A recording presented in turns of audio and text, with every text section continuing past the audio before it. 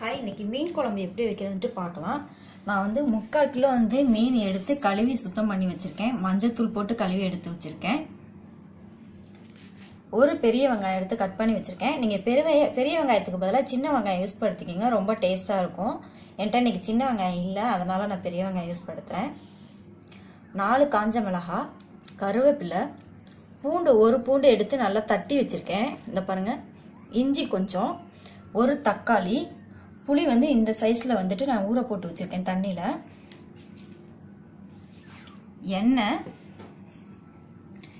கடுகு, வெந்தயம், ஜீரகம், மஞ்சத்தூள், மல்லித்தூள், மிளகாத்தூள் வந்து 2 டீஸ்பூன் எடுத்திருக்கேன். மல்லித்தூள் வந்து 1.5 டீஸ்பூன் எடுத்திருக்கேன்.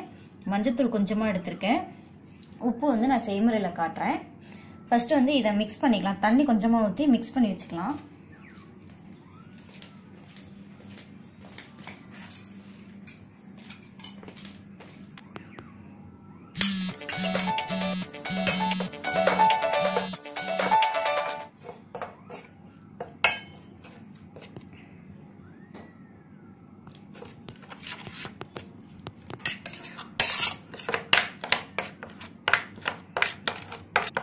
இந்த மாதிரி நல்லா மிக்ஸ் பண்ணி வச்சுக்கோங்க. இப்போ எப்படி செய்முறைன்ட்டு பார்க்கலாம். எண்ணெய் வந்து நல்லெண்ணெய் எடுத்துக்கோங்க. நல்லெண்ணெய் 2 டீஸ்பூன் ஊற்றிக்கோங்க. நல்லெண்ணெய் ஊற்றி வச்சாதான் மீன் குழம்பு வந்து நல்லா டேஸ்டாக இருக்கும். அதனால் நல்லெண்ணெய் யூஸ் பண்ணுங்க.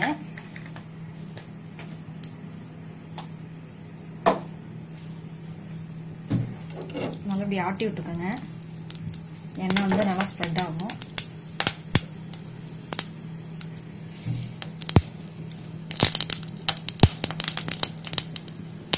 கடுகு போட்டுக்கோங்க.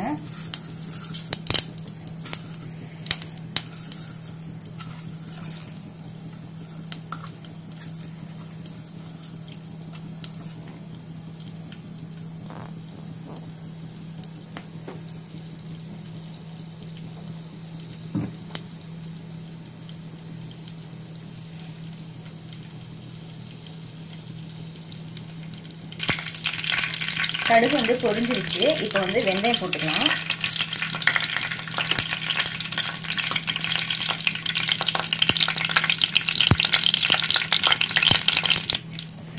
அடுத்து ஜீரகம் சேர்த்துக்கலாம்.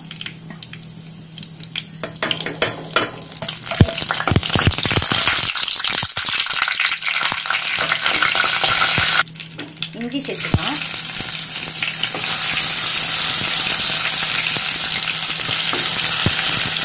பூண்டையும் சேர்த்து வதக்கலாம்.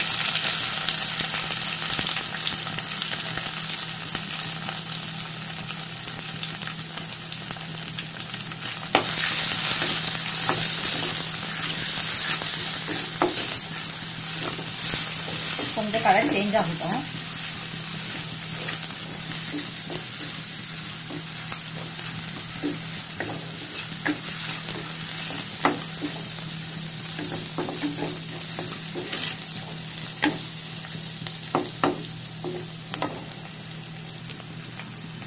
இதோட 4 காஞ்ச மிளகாயும் போட்டு வதக்கலாம்.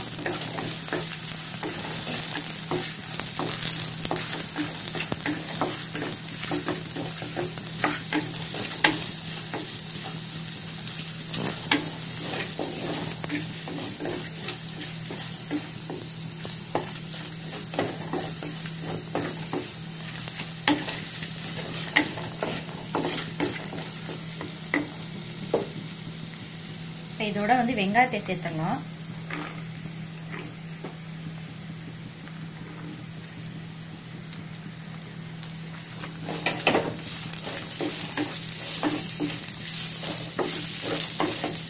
வெங்காயம் வந்து நல்லா வதங்கட்டும்.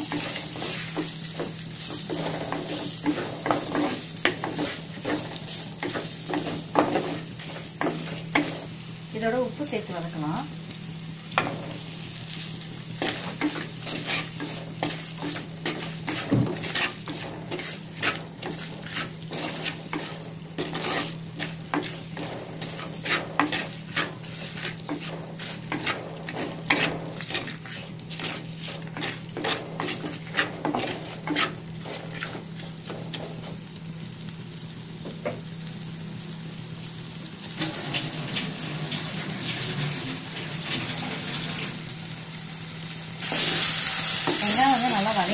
இப்போ இதோட தக்காளி ஆட் பண்ணிடலாம். இது நல்லா வந்து வதங்கட்டும். நல்லா ஒரு டேஸ்டாக அளவுக்கு வதங்கட்டும்.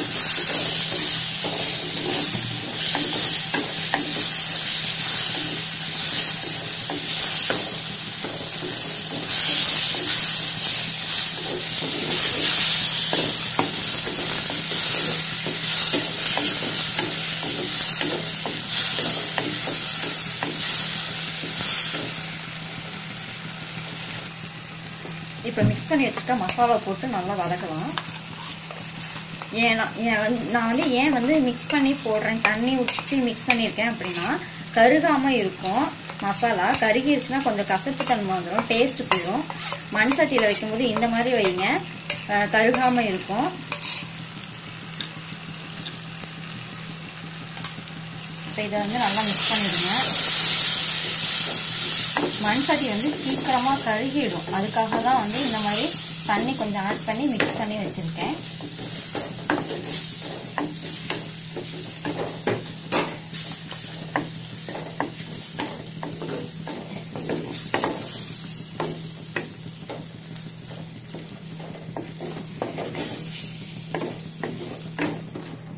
இதோட வந்து புளியை ஊற்றிடலாம், புளி தண்ணியை. இப்போ இதை வந்து நல்லா மிக்ஸ் பண்ணுங்க.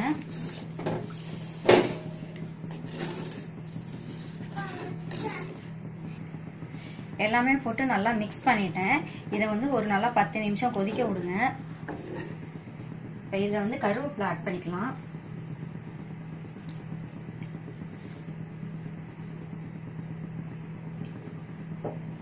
இதை வந்து மூடி போட்டு ஒரு 10 நிமிஷம் கொதிக்க விடுறேன் நான்.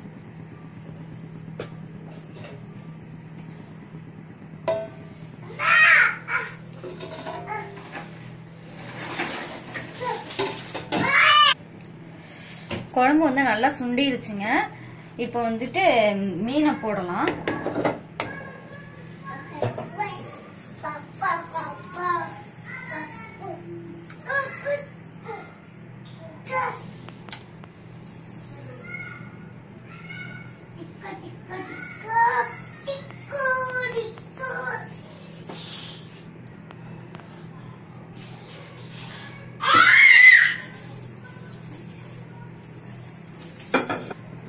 மீன் வந்து போட்டாச்சுங்க. மீனை போட்டு கிண்டாதீங்க, நல்லா வந்து ஆட்டி மட்டும் விடுங்க.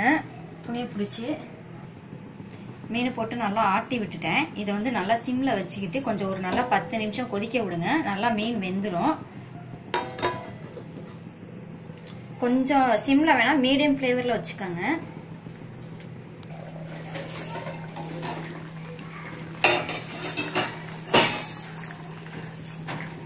பத்து நிமிஷம் ஆயிடுச்சுங்க. மீனும் வந்து நல்லா வெந்திருக்கும், வெந்துருச்சு. இதுக்கு மேல ஆஃப் பண்ணிடலாம். இதுக்கு மேல விட்டோம்னா மீன் வந்து கரைஞ்சிரும், அதனால ஆஃப் பண்ணிட்டேன். ஆஃப் பண்ணி கூட பாருங்க. மண் சட்டியில வைக்கிறனால நல்லா கொதி வந்துட்டே இருக்கு. இதுதான் வந்து மண் சட்டியில வைக்கிறனால டேஸ்ட் அதிகரிக்கிறதுக்கு காரணமே. இந்த மாதிரி வச்சு பாருங்க, மண் சட்டியில வச்சு பாருங்க, நல்லா டேஸ்டா இருக்கும். உங்களுக்கு இந்த வீடியோ பிடிச்சிருந்துச்சுன்னா சப்ஸ்கிரைப் பண்ணுங்க. நன்றி. கமெண்ட் பண்ணுங்க.